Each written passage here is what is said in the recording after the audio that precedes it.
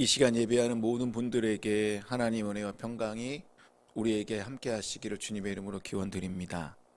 인생은 사이의 기록이라고 합니다. 그러니까 그 사이에는 과거, 현재, 미래가 공존합니다. 그 사이에 무언가를 채우는 것이 인생이라고 말합니다. 도종환 시인은 3시에서 5시 사이라는 시에서 이렇게 노래합니다. 내 인생의 시간은 오후 3시에서 5시 사이에 와 있다. 내 생애 12시에서 1시 사이도 치열하였으나 그 뒤편은 벌레 먹은 자국이 많았다. 이미 나는 중심의 시간에서 멀어져 있지만 어두워지기 전까지 아직 몇 시간이 남아 있다는 것이 고맙고, 해가 다 저물기 전 구름을 물들이신 찬란한 노을과 항오를 한 번은 허락하리라는 생각만으로도 기쁘다라고 노래하였습니다. 그러면서 마지막에 이렇게 노래합니다. 아직도 내게는 몇 시간이 남아있다. 지금은 3시에서 5시 사이. 인생에서 12시에서 1시 사이는 가장 황금기 중심의 시간입니다. 아마 20대에서 30대의 나이에 해당되지 않을까 생각되어집니다. 그때는 무언가를 채우기 위하여 열심히 땀 흘리며 치열하게 어떻게 불태우는 시간입니다. 우리는 그 시간에서 조금 벗어난 어느 시간에 서 있습니다.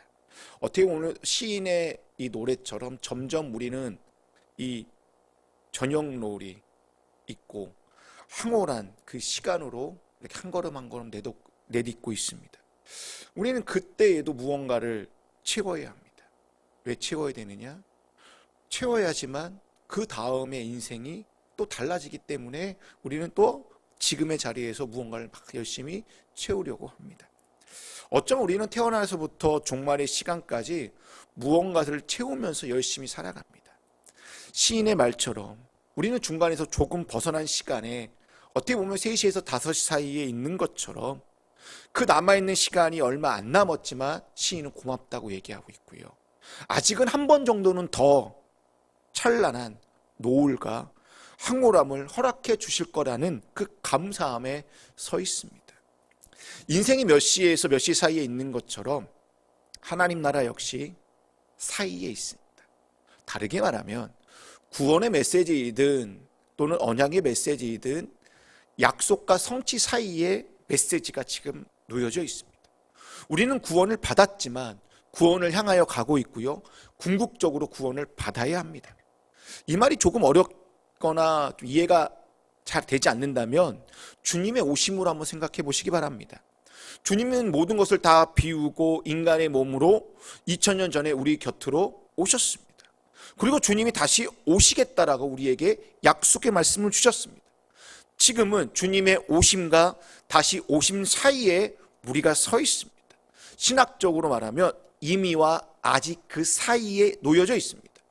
주님이 언제 오실지 그때와 그 시를 알지 모르기 때문에 우리는 슬기로운 열처녀처럼 늘 깨어 있어서 다시 오실 신랑 대신 주님을 맞이할 준비를 하면서 이 땅에 살아가야 합니다.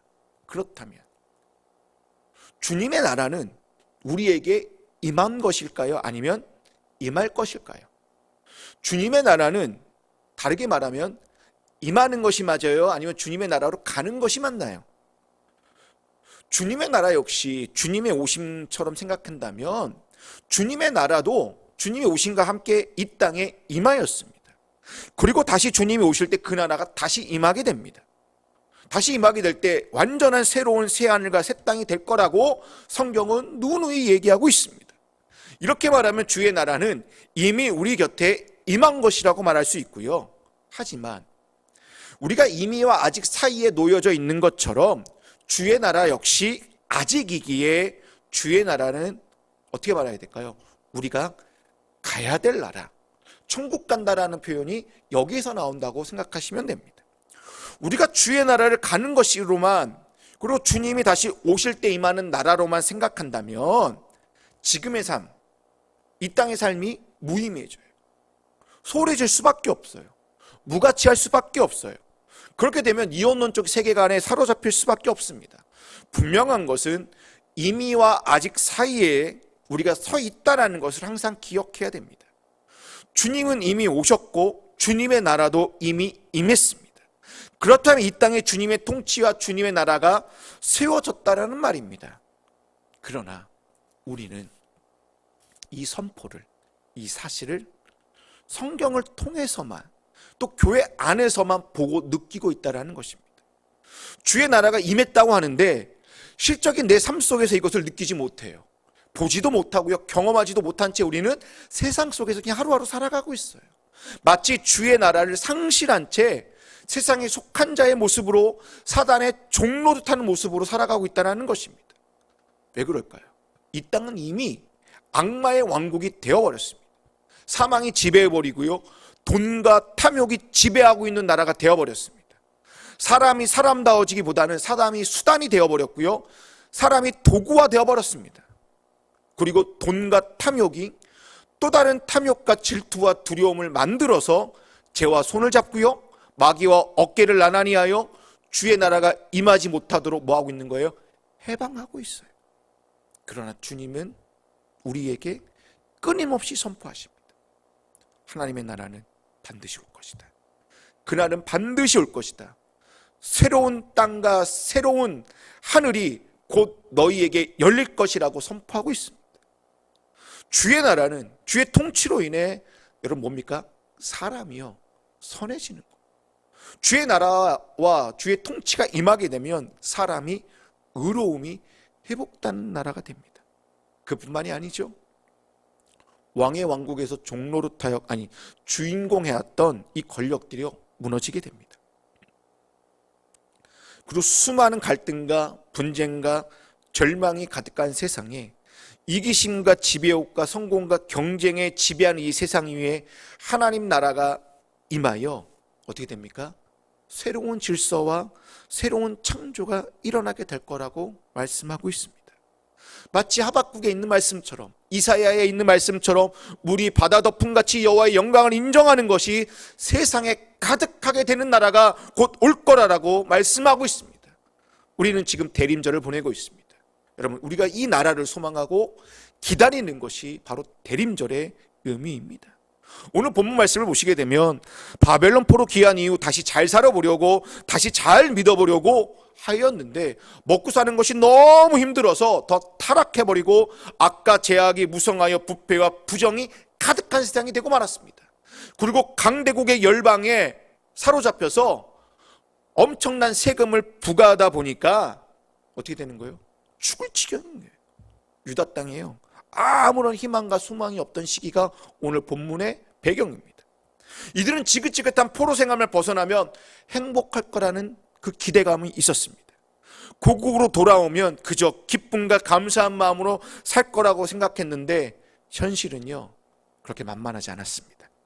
마치 8.15 강복 이후에 우왕좌왕하여 나라가 어떻게 돼요? 허리가 갈린 채 살기 힘들어지고 급기야 1950년 6월 25일 이 한국 전쟁으로 일어나 민족의 비극이 경험한 이 상황과 오늘의 본문의 상황이 너무나 비슷하다라는 거예요. 그 당시 유대인들의 삶은 나라가 망할 때보다 더 힘들고 고달프다고 아우성치고 있습니다. 근데 더 중요한 게 무엇인지 압니까? 신앙마저 흔들리는 거예요. 하나님에 대한 이 절대적인 믿음조차도 흔들리기 시작합니다.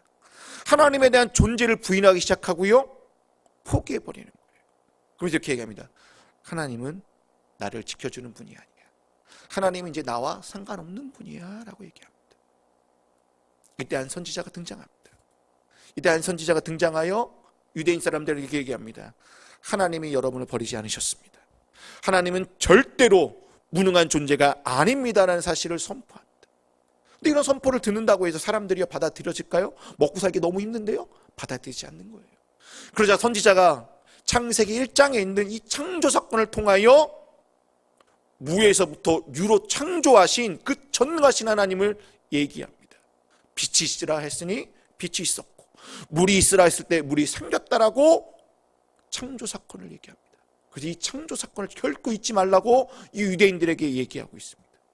그래서 여러분, 이사야 40장 이후의 말씀을 읽어보면요, 창조주 하나님에 대한 이 창조신앙에 대한 내용이 유독 강조되고 있다는 것을 알 수 있습니다. 여러분, 우리의 삶을 한번 되돌아보십시오. 우리도요, 정말 세상살이가 참으로 힘들고 버겁습니다. 뭐 하나 손쉽게 되는 일이 하나도 없어요. 뭐 하려면요, 산을 몇 개를 넘어야 간신히 뭔가 보이는 것 같고요, 아무리 살아보려고 애를 써보지만 인생이 자꾸만 나락으로 떨어지는 것만 같아요. 당장의 이익을 위하여 당장 먹고 살아야 되기 때문에 하나님을 잠시 등지는 경우도 많고요, 썩어질 것을 알면서도 어쩔 수 없이 영원한 것을 잠시 버린 채 그 썩어질 것을 우리는 붙잡고 있다는 것입니다. 이럴 때 하나님의 손길이 정말 내 삶 속에 역사해 주면 정말 좋겠는데, 하나님은 성경책에만 존재하는 것처럼 내 삶에는 함께하지 않는 것처럼 느껴진다는 것입니다. 가끔씩 제가 이렇게 이 교회의 이 사무실에서 이렇게 창을 보면서 사람들을 봅니다. 근데 사람들을 보게 되면 다 지쳐 있는 것 같아요. 지름탄길에 걷고 있는 것처럼 느껴져요. 조금만 건드리기만 하면 하가 폭발할 일부 직전이고요, 목 놓아 울고 싶은데 누가 뺨을 때려주기를 기다리는 사람처럼 보입니다. 이런 세상의 모습을 전도서 기자는 이렇게 얘기합니다. 만물이 다 지쳐 있음을 사람이 말로 다 나타낼 수 없다라고요. 그러다 보니까 우리도 이 세상 속에 있다 보니 낙심하여 하나님께 기도하기 힘든 세상이라고 아우성칩니다. 탄식해요. 기도해요. 근데요, 응답을 기다리지 않는다라는 것입니다. 우리도. 이럴 때 우리에게 필요한 신앙이 무엇일까요? 바로 창조신앙이라는 것입니다. 하나님께서 나를 지으셨다라는, 하나님께서 이 세상을 창조했다는 사실을 기억하라는 겁니다. 전도서 기자는 이 젊은이들에게 이렇게 얘기합니다. 창조주 하나님을 뭐해라? 기억하라는 거예요. 우리가 매일 주일 예배 때마다 사도신경으로 고백합니다. 이 첫 구절이 어떻게 됩니까? 나는 전능하신 아버지 하나님 천지의 창조주를 믿습니다라는 이 고백이 오늘 내 삶의 고백으로 나타날 때에, 그리고 이 창조신앙과 창조의 신비를 내가 깨달을 때에 어떻게 됩니까? 나 자신의 처지에 대하여 진짜 절망스럽고 저주스러운 그 울명 가운데서도 하나님에 대한 소망과 믿음을 잃지 않게 된다는 것입니다. 이게 창조신학의 힘이에요. 오늘 본문 말씀으로 다시 돌아올까요? 오늘 본문에 등장한 선지자 역시 이러한 배경 안에 하나님의 창조 사건을 새롭게 해석하여 새로운 언약, 새로운 메시지를 이스라엘 백성들에게 주고 있습니다. 17절 말씀입니다. 보아라, 내가 새하늘과 새 땅을 창조할 것이니 이전 것들은 기억되거나 마음에 떠오르거나 하지 않을 것이다 라고 말씀합니다. 여러분, 여기서 말하는 그 나라는 첫 번째 창조 사건보다 다시 새롭게 창조되는 새하늘과 새 땅이라고 말하고 있어요. 새로운 하늘, 새로운 땅은 우주적으로 새로움으로 말하는 게 아니에요. 기존에 현존하는 세상을 다 멸하고 그 대신 새로워진 하늘과 새로운 땅을 만들겠다는 말도 아닙니다. 하나님이 오늘 본문에서 말하는 새롭게 창조될 세계는 얼마나 놀라운지 그 이전 창조 세계가 하나도 기억되지 않는 창조래요. 그리고요, 이 창조가요 이렇게 해석될 수 있습니다. 새로운 구원 행위를 우리에게 베풀어 주신다는 거. 창조가 뭐라고요? 새로운 구원 행위를 나에게 베풀어 준다는 거. 그 구원 행위가 얼마나 놀라운지 기존에 알고 있던 하나님의 구원의 역사의 방법이 아니라 새로운 방법으로 나를 구원시켜 주겠다라는 거예요. 하나님이 새롭게 창조한 세계에 우리의 모습은, 우리의 삶의 모습은 하나도 기억되지 않는데요. 무슨 말입니까? 내가 지금 그동안 몇십 년 동안 살아왔던 내 인생의 삶, 과거의 행적, 제약된 삶, 거짓된 삶 하나도 기억되지 않겠다, 기억하지 않겠다라는 거예요. 그냥 새롭게 너를 내가 만들겠다라는 거예요. 이게 새하늘과 새 땅의 은혜라는 겁니다. 그러면서 하나님은 더 나아가 이렇게 얘기합니다. 하나님께서는 새로운 창조된 세상에 백성들을 새롭게 창조한대요. 그리고 그 백성들을 통하여 새로운 역사를 써간다라고 말씀하고 있습니다. 그 역사가 여러분 화려할까요? 멋질까요? 아니요. 18절 말씀입니다. 너희는 내가 창조한 것을 기리기리 기뻐하고 즐거워하여라. 보아라, 내가 예루살렘을 기쁨이 가득 찬 도성으로 창조하고 그 주민을 행복을 누리는 백성으로 창조하겠다는 말씀처럼 하나님께서 새로운 백성을 창조된 역사는 뭡니까? 그냥 기뻐하고 즐거워하는 역사고요, 행복을 누리는 그 역사를 우리에게 주겠다라는 거예요. 우리가 이 대림절 기간에 주님을 기다리고 있고요. 주의 나라를 기다리고 있습니다. 어떤 기다림입니까? 새롭게 창조될 세상이라는 거죠. 그걸 새롭게 써나갈 바로 기쁨과 즐거움과 행복을 누리는 그 역사를 우리는 이 시간 기다리고 있다는 겁니다.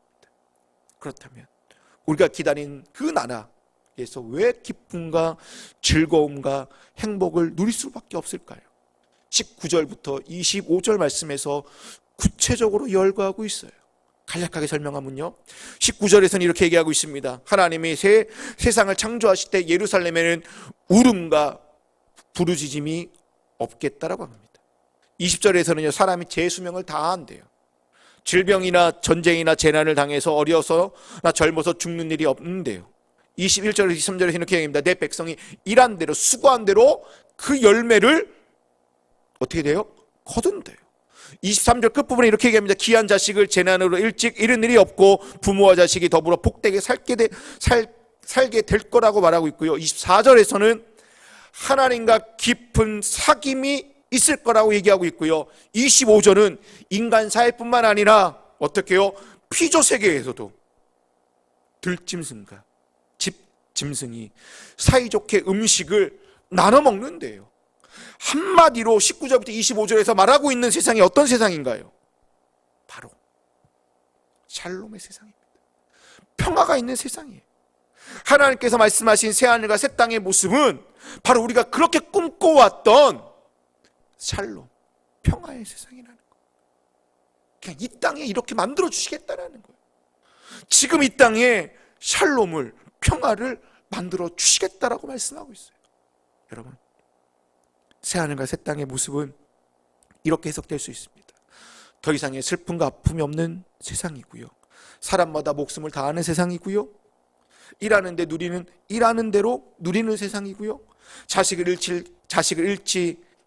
잃지도 않고요. 자식과 함께하는 세상이고요. 하나님과 깊이 사귀는 세상이에요. 동물과도 함께 공존하면서 평화롭게 해함이 없는 세상이래요. 사람들이요, 이런 세상에서 여전히 일을 집 짓고 자식을 낳아 함께 살다가 목숨을 다하면 죽는 세상이지만 이 세상은 정말 살기 좋은 세상이라고 오늘 본문은 말씀하고 있다는 거예요.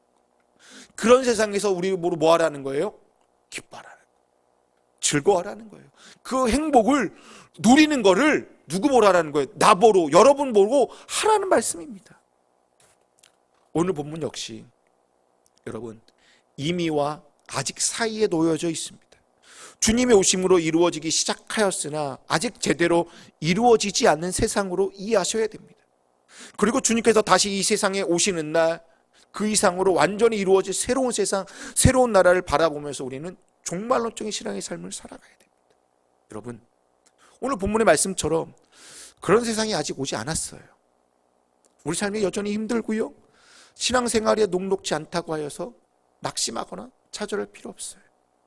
하나님께서 우리가 사는 이 세상을 어차피 제약된 세상이고 악의 세상으로 인해 불행할 거니 이 세상을 다 자포자기하는 마음으로 다 포기하고 떠나서 이 세상으로, 저 세상으로 와라.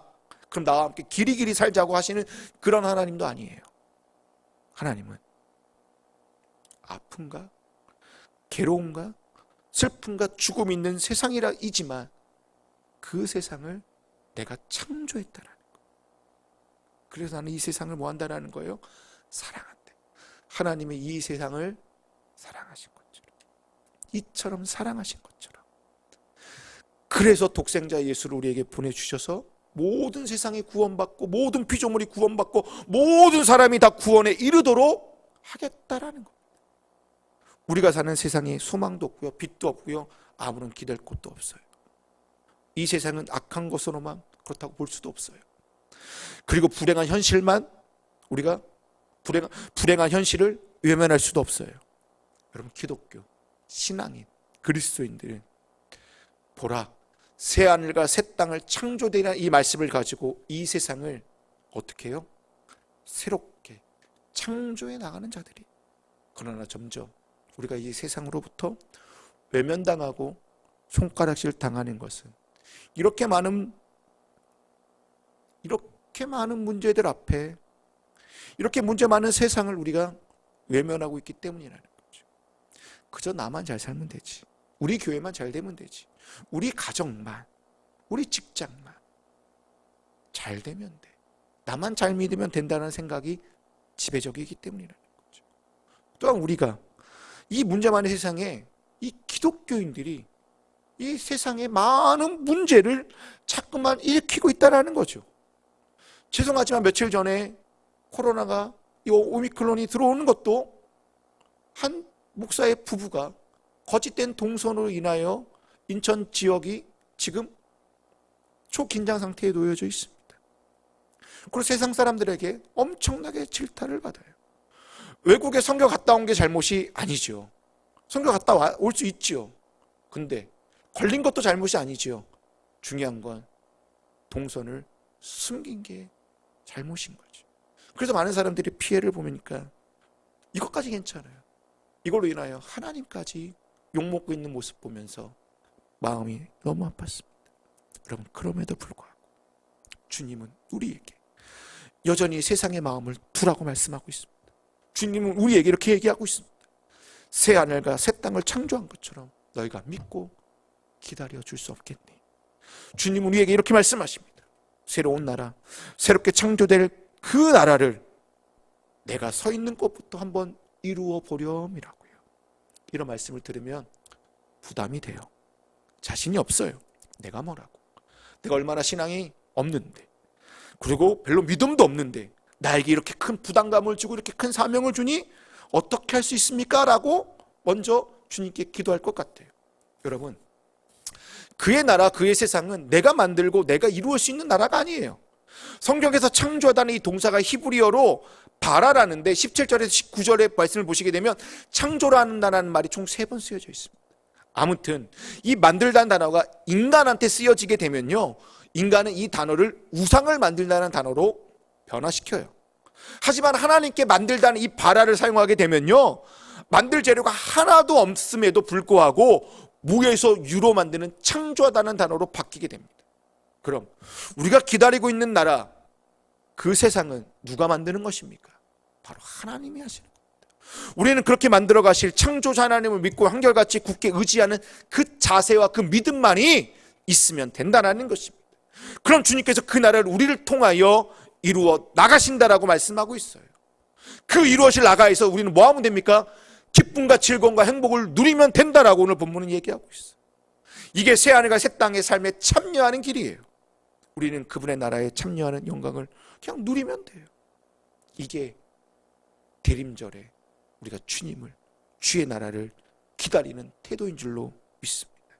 이제 말씀을 마무리 짓고자 합니다. 여러분, 이 시간 주님은 우리에게 이렇게 말씀합니다. 보아라, 내가 새 하늘과 새 땅을 창조할 것이니 이전 것은 기억되거나 마음에 떠오르거나 하지 않을 것이다. 그러니 너희는 내가 창조한 것을 길이길이 기뻐하고 즐거워하여라. 보아라, 내가 예루살렘을 기쁨이 가득 찬 도성으로 창조하고 그 주민을, 백성을 누리는 백성, 그 주민을, 행복을 누리는 백성으로 창조하겠다라고 말씀하고 있습니다. 여러분, 이 언약의 말씀을 붙잡으십시오. 이 대림절 기간 다시 오실 주님을 사모하고 그 나라를, 이 말씀을 가지고 소망하며 하루하루 살아가시기 바랍니다. 그리하여 새하늘과 새 땅을 창조하신 주님의 은총일 우리 삶 속에 임하여 여러분의 삶 속에 매일매일 삶이 기쁘고 즐겁고 행복을 누리는 주님의 귀한 기다림이 있는 대림절 기간이 되시기를 주님의 이름으로 기원드립니다. 기도하시겠습니다.